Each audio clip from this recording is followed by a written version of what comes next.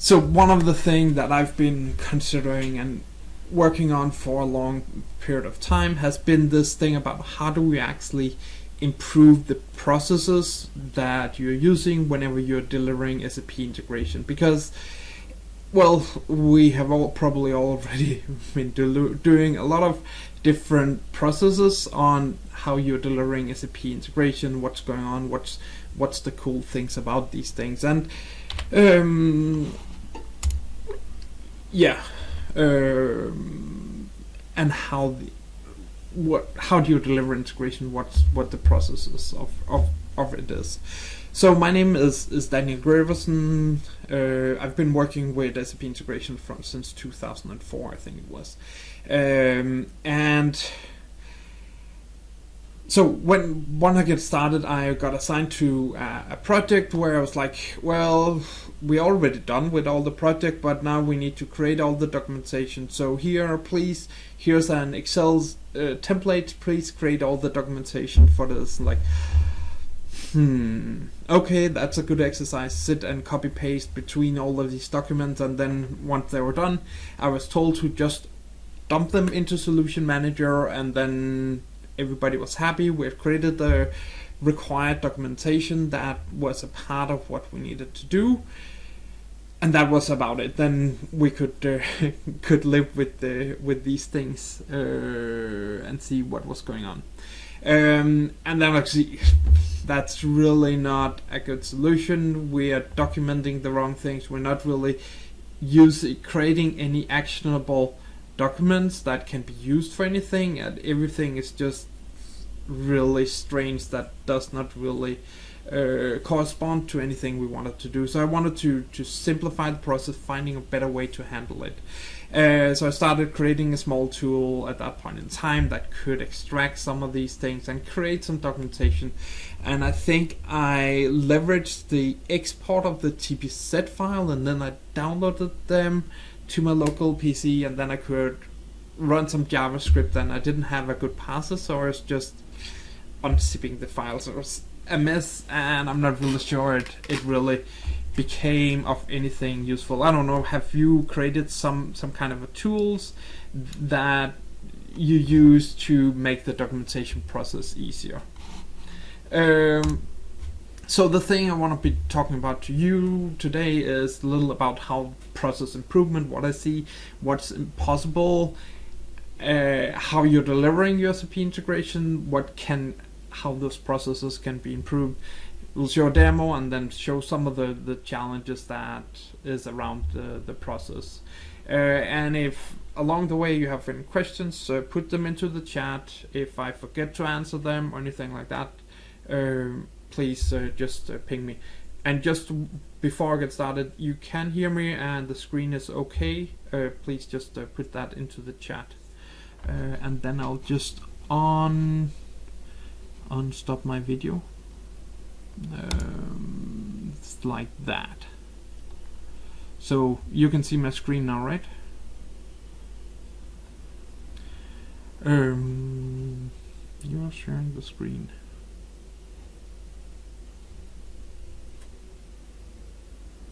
Please. If you can. Okay, good. Thanks. Okay, good. So over the last couple of weeks, I have been listening to. I'm a big fan of audiobooks. It's a good way to cover some interesting concepts while doing other things. And obviously, you can also hear podcasts that also give a lot of insights. 2 books I've been listening to is the Unicorn Project. I started with that one, and the Phoenix Project. And I do like these things. They are like describing some of the ideas about how you're dealing with IT as a factory, how you're dealing with what's IT service management, how does it actually look like. And it's written like a novel about this guy, how he is interacting into the world. I'm not sure, he becomes some kind of a director for the IT organization, and how he is able to transform the delivery processes. And one of the cool thing is they have a lot of mentors around these things and they talk about how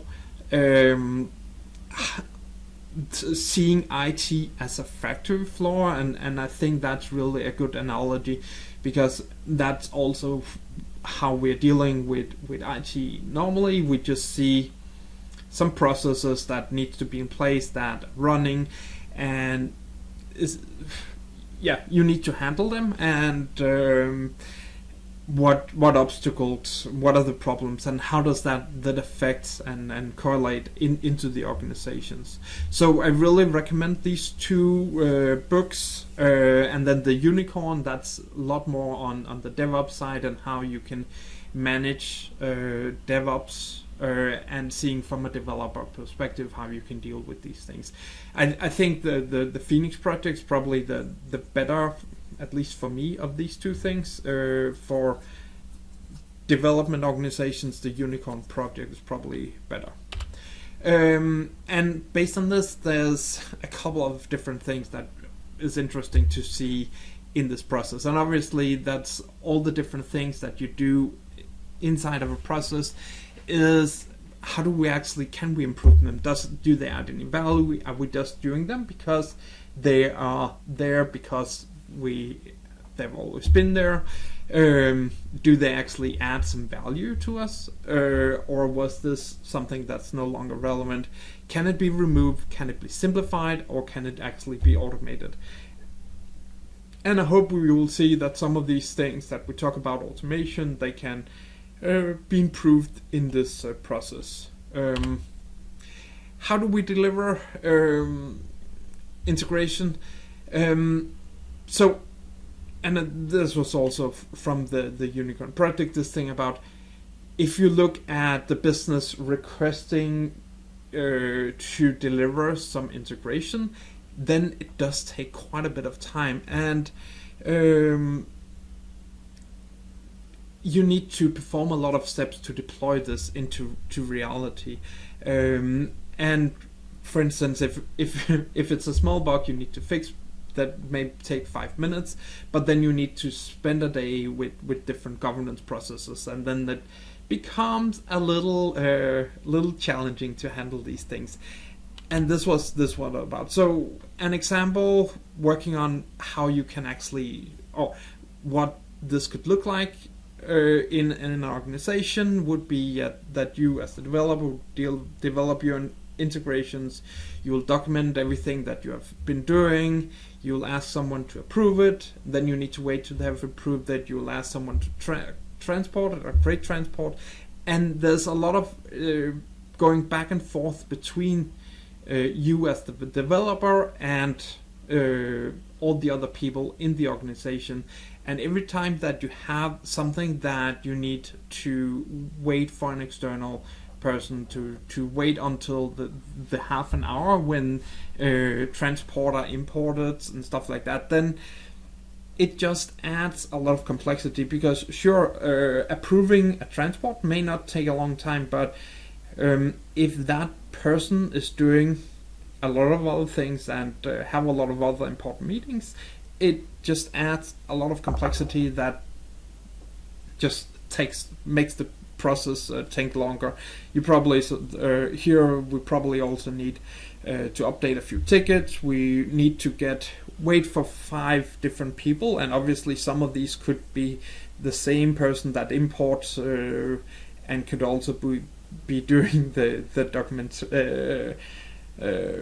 documentation. So this is all about some of the challenges, and obviously there can also be the simple. So this was what I had today. I had to develop a small change in mapping XSLT because we needed to have the document, some other document value laid on in our mapping. So I had to update my XSLT, did a test in it. I moved it to production.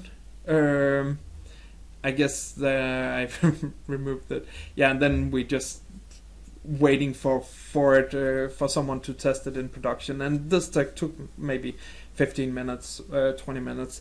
And the cool thing about it, yeah, well, they needed to see that this worked and that was the reason why it was like that. So yeah, when you transport something, you will just see if it works. If it works, it's good. If you don't have test systems or anything like that, that's, I guess, the only way you can really test it.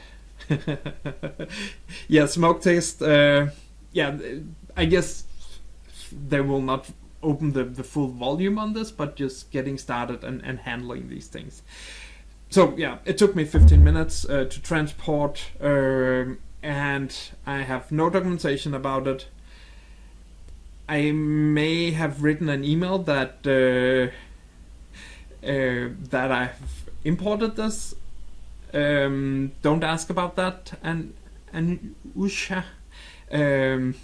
I don't think so, but that's the process for the specific client, and I think this. I've seen this a lot of different places that some people have these processes, and then obviously the bigger one example does make a lot of sense. You are getting to get all the approvals, you know that, and I think this is why do you need governance, and I'm not, and as you can see here, I'm not against governance. I think it adds a lot of value to your processes. You just need to make sure you're doing it right, and you need to know, which systems is impacted for this. If they needed to know, are there any other changes going on in the system that we need to be able to do? We need also to ensure that developers are not just moving malicious integrations to production. This would be that all transactions or all payment transactions is coming to a bank account, and then you're obviously, well, it's pretty difficult to book the flight away to some exotic place where you would not be sent home, and then obviously you need to coordinate with the other businesses or all the other organizations. And the other thing is with the governance, if you have done these things, it's pretty easy for people to find, okay, this was the change we made 10 hours ago or something like that, and then they can from that information see, okay, so maybe these are the most relevant objects that's a part of this process. I hope this makes sense, that you need the governance as a part of your delivery organization, and as you said, well, you have the IT auditors, and that was, I guess, where I started before. That was IT audit, and this was all the process about how can you actually ensure that the data that you have is relevant, they're giving you correct information, and the systems is up and running successfully. Another interesting thing, and I think a lot about this also, is how many systems do you as a developer need to be involved in whenever you're doing a new development. You have your ServiceNow, your ticket system, you may have your transport system, you probably have some NetWeaver development infrastructure, I guess, or Git, some Word or Excel documents, SharePoint, or whatever document format you're serving this in. You have to have development, QA, production, ERP backend systems, and I'd like to know how many systems is involved in your organization. Is it just me that adds this or see this as so complex, or do you actually have more than 5 systems involved in it? And obviously for the simple case, I think we had development and production and then an email. So obviously you can have simpler flows, but it also becomes IT organizations of a certain size, things to start grow, and they will use all these different approaches to how you can deal with these things.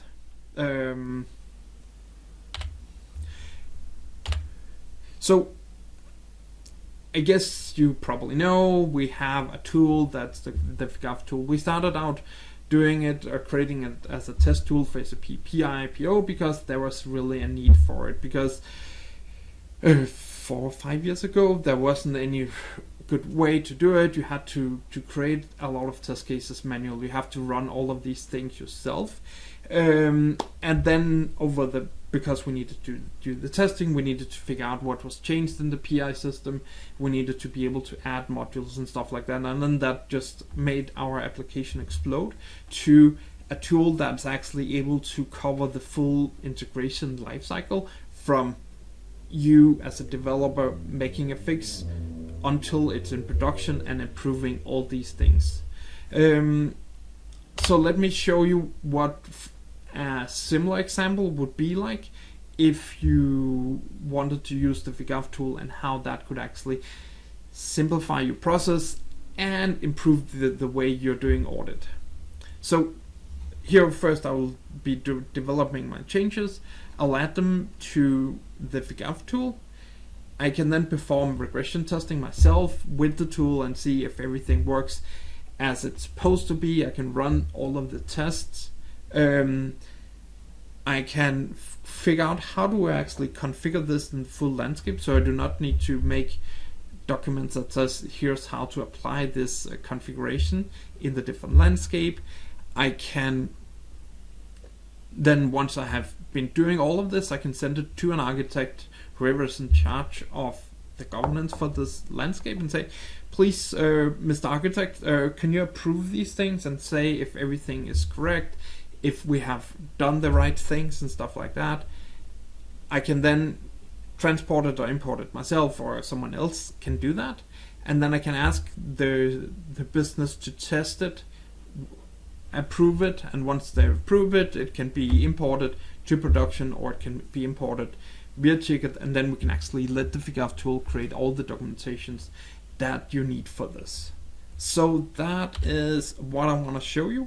And if any questions along the way, just put them into the chat. So just before we got here, I got a ticket from myself.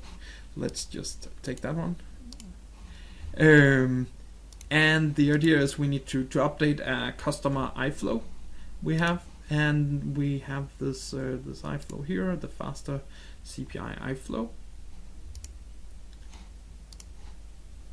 No.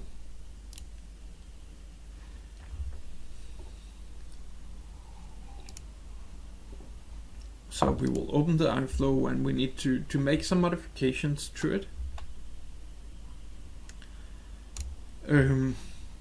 Nice. See, I got the new editor here now. I haven't been doing much with it. See if it actually still works. So we will change this new value to new value 2. Let's see how that works. We have an API key, that's external parameter. We'll just save as a version. And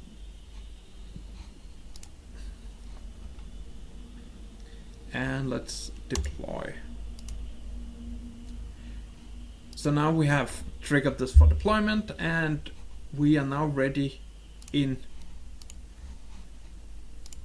step number 2 to figure out all of these different changes that we have made. So in the tool we have a monitor here, and this one is listening to all changes in specific iFlow. So you can either monitor all your iFlows, or you can create specific, or say just want to synchronize specific packages.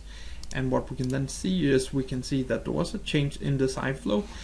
And by the way, we can also see that we have made changes to this iFlow with different tickets. And that means we can actually go in and see, okay, we made this change on this ticket, and then from this we can actually see which ServiceNow incident. Yes, I can do it a little slower. Thanks. So right now here we have this version. We can see it's a new version we have added just right now. And let me open this. And in this we have a number of different options. We can do versioning. And with versioning we can see all the different changes that have been applied to this. So let me just say here compare. We can compare with a BPM viewer, and it's obviously different depending on what content and values we have. Here we can see what was changed in this, and we can see there was a value here that was called new value, and now there is a value here that's called new value 2. So we can actually precisely see in our BPM model what was changed, and the same for all other objects. It's possible to see precisely what was changed as a part of it. So now we want to say, okay, we have created this change, and we want to make sure we can transport and we can test it and document that this was the precise change that the business wanted to. So we will get our ticket from here. Oh. We can assign who is doing this. We can specify which landscape, and in general you will just have one issue for it, and then we can also put in the link here for it. That means we can always find a correct way to get into it. So this is about us documenting that we are creating these changes for a specific ticket, and that means we can always come back to the changes here. So now we can see it has added this specific iFlow to it. Next up is we want to do testing on this. So we can see we already have a number of different test cases on the system, and we'll just select one of them. In real life you would obviously select all of these, and all of these needed to be valid, and that means you can just run them all and you can see how they perform. But obviously it does take a little time each time you have a test case, and for this test I just want to make it simple. Then we can select which system we want to run it on, and the way we're testing CPI is we are switching the iFlow into trace mode, and then we will actually send the message through again on this iFlow, and then we can actually see if there's any differences in the way it's being processed. And that means we can go here, we can look at our testing results, and here we can see it. We can view our results. Oh, we can see if there was any processing on this. So we can see they all compared with some errors. If we look at the diffs, we can see here it has a value that was new ID that was only in the tested, and a new value 2 was only in the tested, and new value was in the recorded message. So we can see there was a difference, and if there was content differences, we could also see those pretty easy in this this flow. And it's simple just to click on an instance, and then you can ignore certain time elements and stuff like it. So it's really simple just to go through this, update and ignore certain elements that you need as a part of this process. And when we're talking about testing, there's a whole host of different tests. So we have also the option to do mocking of endpoints. We can test the first and the last message. We can, a lot of new improvements have been coming and will be released here in the next few iterations. So now we have run our test, and we were pretty satisfied with it. We can go through all of this, and then we can say, okay, mark this as the test case, or update this as the result. So once we have gone through all of these different things, ignored the right thing, we can go in and we now can say next time we run it, this is the values that we expect. And the idea is that we can then look at, so we have run our tests, we can start our transport, and the transport here we can transport packages, we can transport value mappings, and we can transport iFlows. And here we can see our comparison. We can do comparison with what is in our QA or productive system. In this landscape I only have a QA system, but you could also obviously have a productive system, and then it will run comparison with those things. We can see what's the difference in another format between these two versions, what's the old version, what's the new version, which things has been changed as a part of this flow. And then we can also go in here and we can specify what are all the parameters in the full landscape that we want to configure. So this enables us to just in one place have full documentation of everything that needs to be configured. So you can specify the API key, you can specify host names, you can specify URLs, users along the way, and we can obviously see here that there's a password or security reference that does not exist on the target system. So we're getting these kind of warnings. We can actually see how everything is configured or how they will be configured. So it's obviously possible to see what's the current configuration and what is it that we want to apply to this. Let me just make sure I saved it.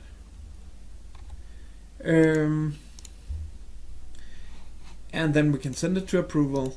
I am also approver, so I can actually approve it. Good job.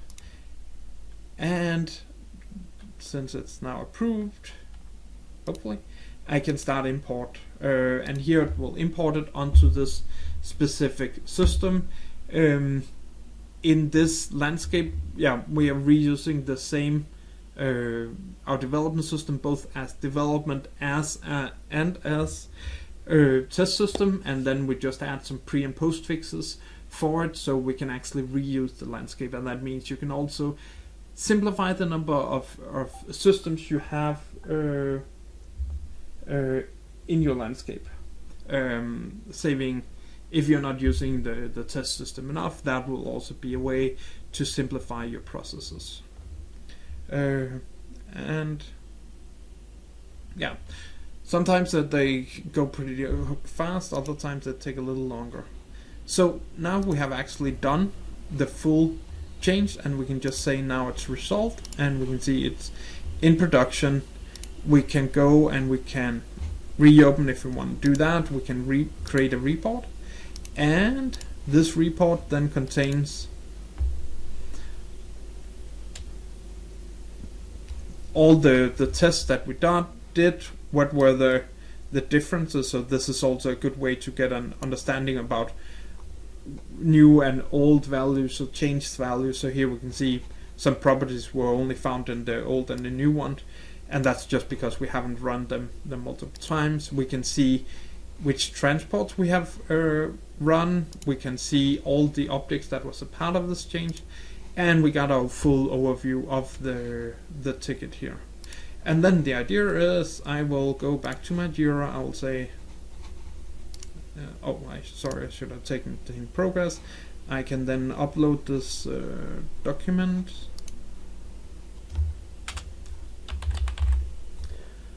So let me just find it.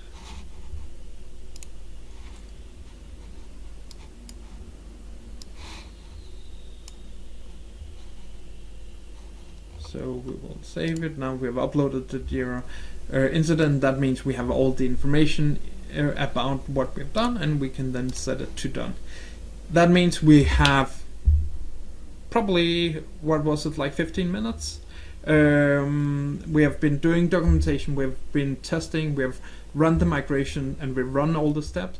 We have full visibility into what we have done, and that means it's a lot easier for someone else to see what is going on and why something has been changed as a part of this. So any questions along this way? Then let's take those things now. About what it's able to do, and if there's things that you think could be interesting. Obviously there's a lot more wanted to cover, and we do have a lot extra functionality also than just this transport tool, but I think this is this is our premier way of handling changes and what's going on. Good. So some of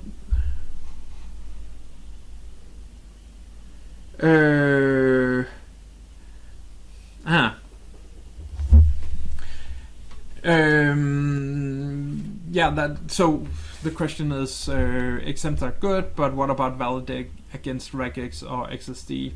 That's a pretty good idea, Mike. So there's obviously some different aspects of this, and one of the other things we also have, since we have full change log of all the iFlow that exists, is that we also have a Git repository, and everybody needs Git, and that's a big selling point also. That means that in here, in my repository, I get all the iFlows that I have as a part of this, and this will then give me, with a click of a button, you can create a unit test for it. So you can take the test case that we already had in the Figaf tool, and you can create a unit test for it, and then there will be like this. You can run them, and then you can see how they behave. It's also possible to take this test data, send it into the same Groovy script, and then see if everything works as expected. Yeah, and I guess it would make sense adding XSDs or schemas or XPath, and so both here you would have that option, but also in the Figaf tool that could be a pretty nice feature also. Yeah.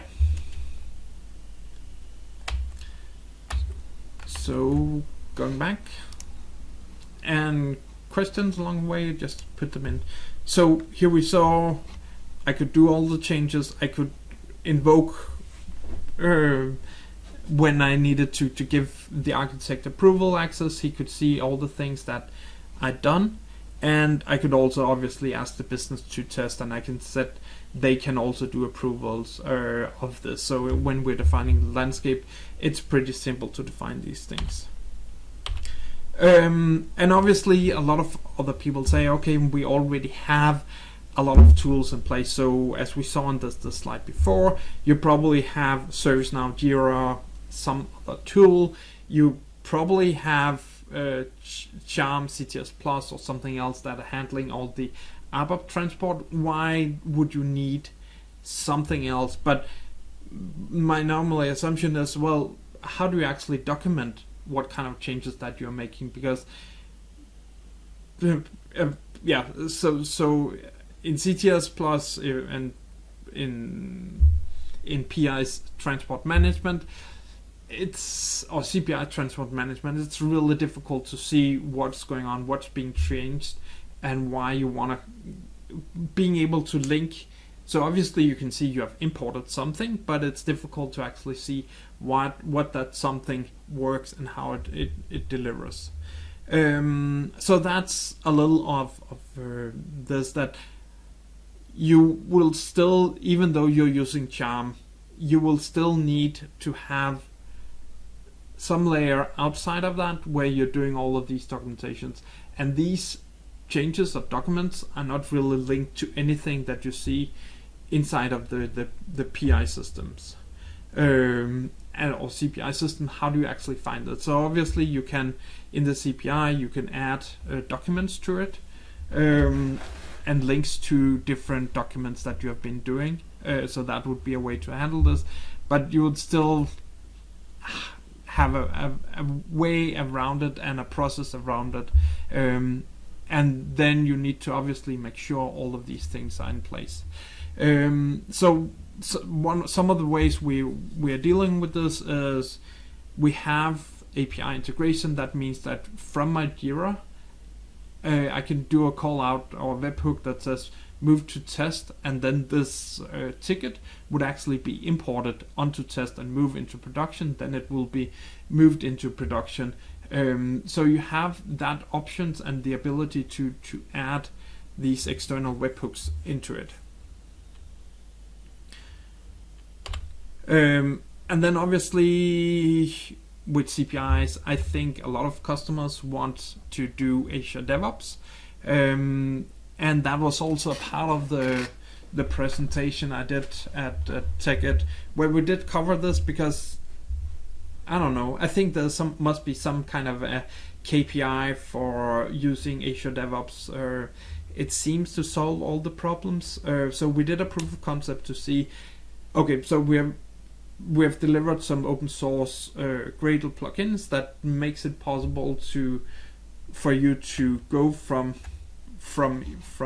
the development perspective, so you can edit all the Groovy scripts in here. You can upload and download them directly here without having to go into the CPI iFlow imported, and that means that you have control over which iFlow is being updated when they're going around and stuff like that. And that means it really simplifies the process, and these plugins can also be leveraged with Azure DevOps. And I put a blog, let's see, I probably will not have time to cover it. If you want to see some of these things, let's see here, copy link address. So they're just in the chat. I put a link to the blog post we wrote about this topic, and obviously that's it shows you what these things is. So our idea is, from the Git repository, once you merge into master, it will create a build of the iFlow that's changed, and those iFlows can then be deployed along the way with the Gradle plugins, and they support both Cloud Foundry and the other one, Neo. But so some of the challenges that we see with it is, how do you do testing? And obviously we have the testing tool that allow you to do tests then. That's also really simple to set up. We have the option to do configurations, where you can take as we saw here, apply the configuration once you import it to Q, because you don't want to import it with Azure DevOps and then you need to go in and do some extra steps to configure it. And then you need to understand what has been changed. And obviously the platform can give you some insights on that. But I think we have a lot more details about what was actually changed as a part of this. But it's definitely something we're going to invest more in, about how do we make this process simpler for developers, so you can actually, even with Azure DevOps, you can make sure you have tested everything and the process moves smoothly.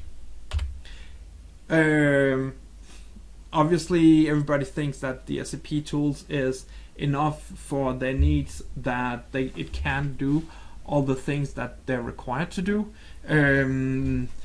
And I think probably more management that think we bought this expensive thing and it can do everything.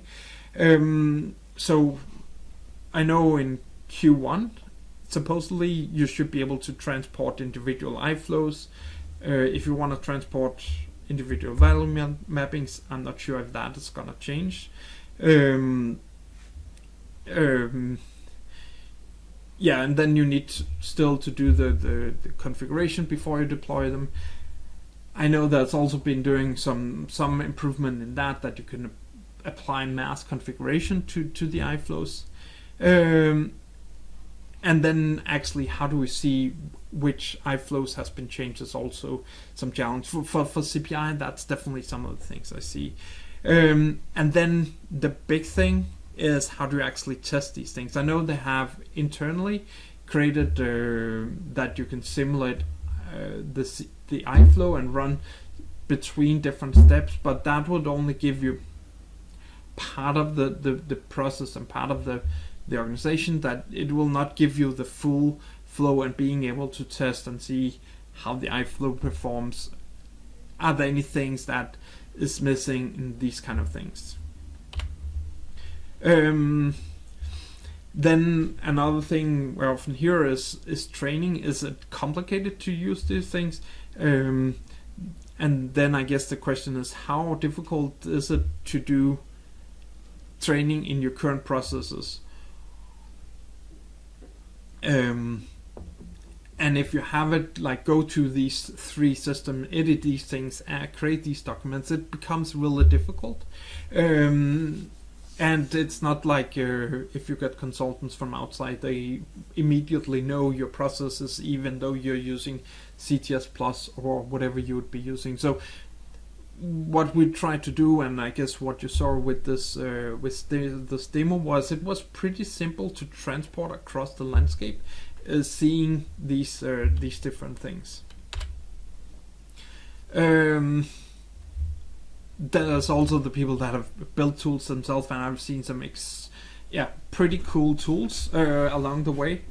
And yeah, it's always fun to create it, and that's why I've been doing it so long.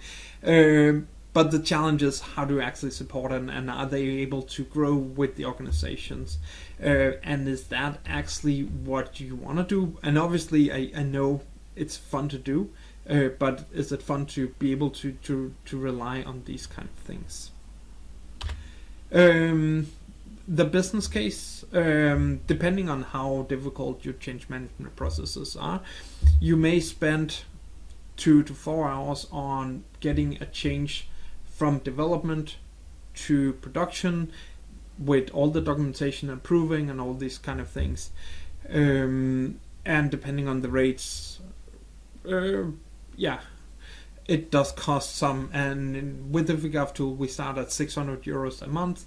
So if you're making 6 changes a month, it should pay for itself. So it should be pretty simple for the organization to be able to leverage these things. And then there's obviously all these other features. There's also monitoring. There's also testing capabilities that just makes it even faster to do your development. Yeah, let's not talk too much about all these testing functionality. If you want, we can also do a demo of what we can do and how we can create test cases, what's possible there. We do have automation of classifying of errors, so you can see if you're getting an error, how do we resolve it, so you can add information about that. There's a monitor that makes it a lot easier to do system monitoring.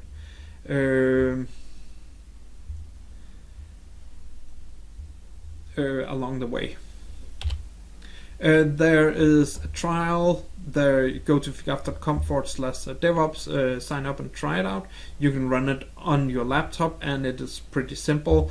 Obviously, if you want to do a demo for your organization, you have my email, I hope, so you can sign up there and get it. So Mike asked, with the PIT tool, when we're testing, it needs all these logging steps turned on.